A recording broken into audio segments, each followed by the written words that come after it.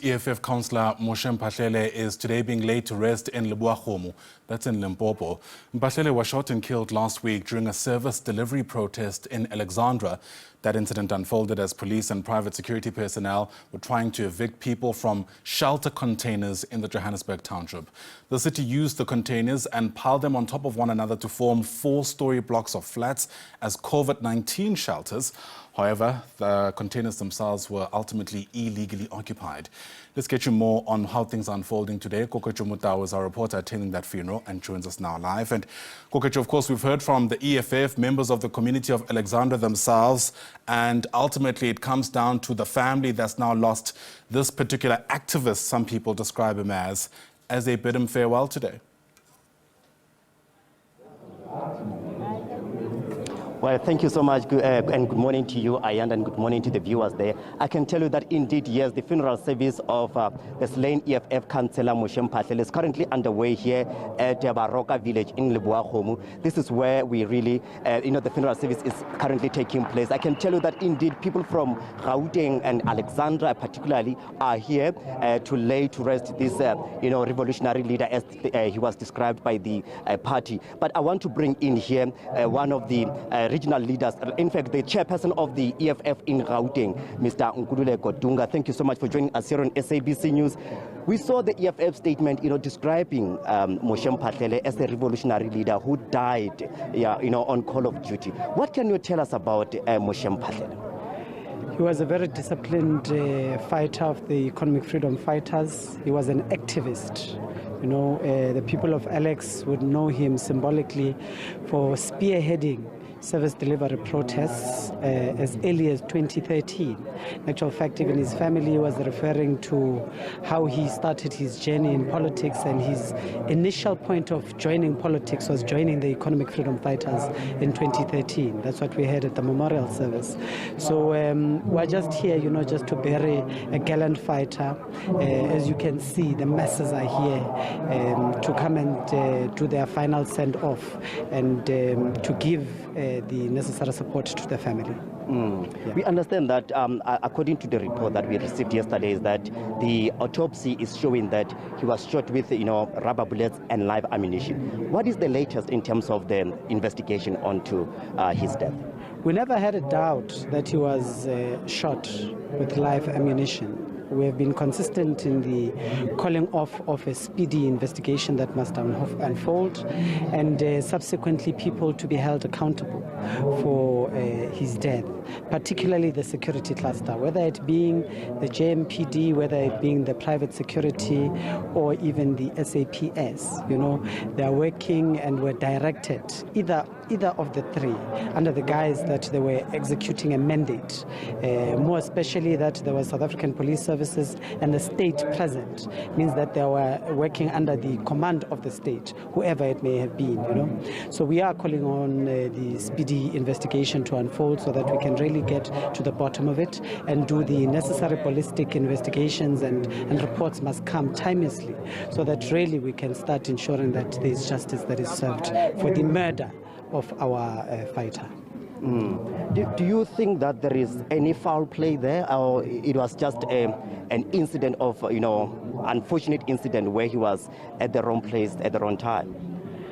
No, look, a peaceful protest where, if you were to follow the narration of members of the community, seated down, instigated by the throwing of a stun grenade, which was unnecessary force, at the time, followed by rubber bullets, which was an unnecessary force at the time, and subsequently the using of live ammunition to disperse community members who were seated down, who were agitated by you throwing a stun grenade towards them, peacefully protesting, are all signs of a well-orchestrated killing of the people of Alexandra, who were rightfully and peacefully protesting for their right to a dignified roof over their head as enshrined in the Constitution, and that they are denied by the city of Johannesburg under human settlement.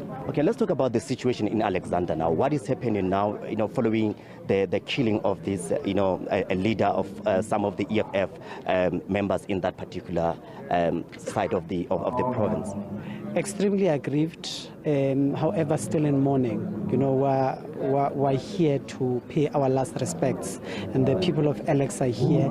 Those, unfortunately, who could not be with us, you know, I know that they would be on social media following the proceedings and any other space where it is flighted for them to be one with us. So that we're at that moment where the people of Alex and fighters in general are in mourning, and we're paying our last respects to the fighter. Let's talk maybe about the legacy of Moshe Mphahlele. How is the EFF going to remember him?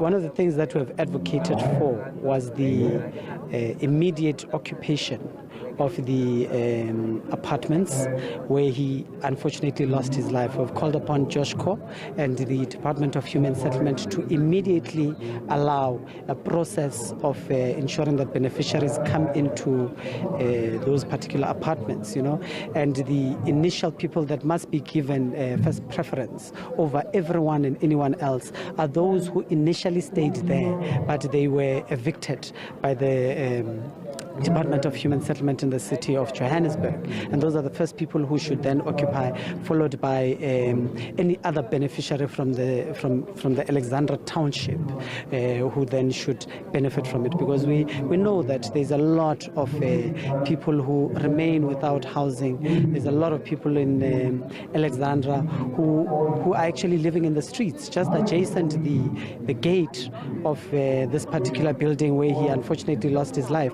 Are people who are living in makeshift shelters made of cupboards and plastics, and they need homes, and they are staring at homes just adjacent to them, you know, that are vacant and that are not in use currently. And those people are the people who should be given houses. The people whom Cyril Ramaphosa lied to and said he will come and build 1 million houses for them. Those are the people who must occupy those houses immediately. And the EFF is calling for that, and is calling for the city of Johannesburg to administratively deal then with the legal occupation of the beneficiaries there. And that's a legacy that we leave behind, and that's a legacy of Moshe Mphahlele, because that one, on his last breath, he died fighting for the restoration of the dignity of the people of Alex. Well, Mr. Nkululeko Ntunga, thank you so much for joining us here on SABC News. That is the chairperson of the EFF in Gauteng. I can tell you that the people are still coming in. We saw a lot of buses outside, you know, people coming in to pay their last respects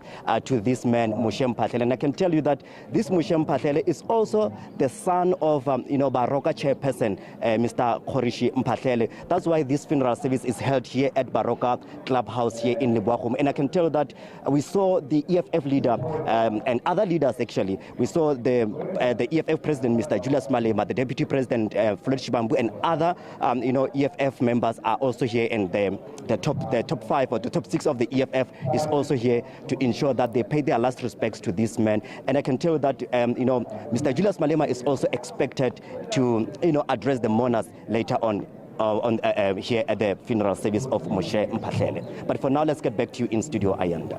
All right, Koketso Motau, thanks very much indeed for covering that for us. I beg your pardon. Koketso's live to us there from Lebowakgomo in Limpopo.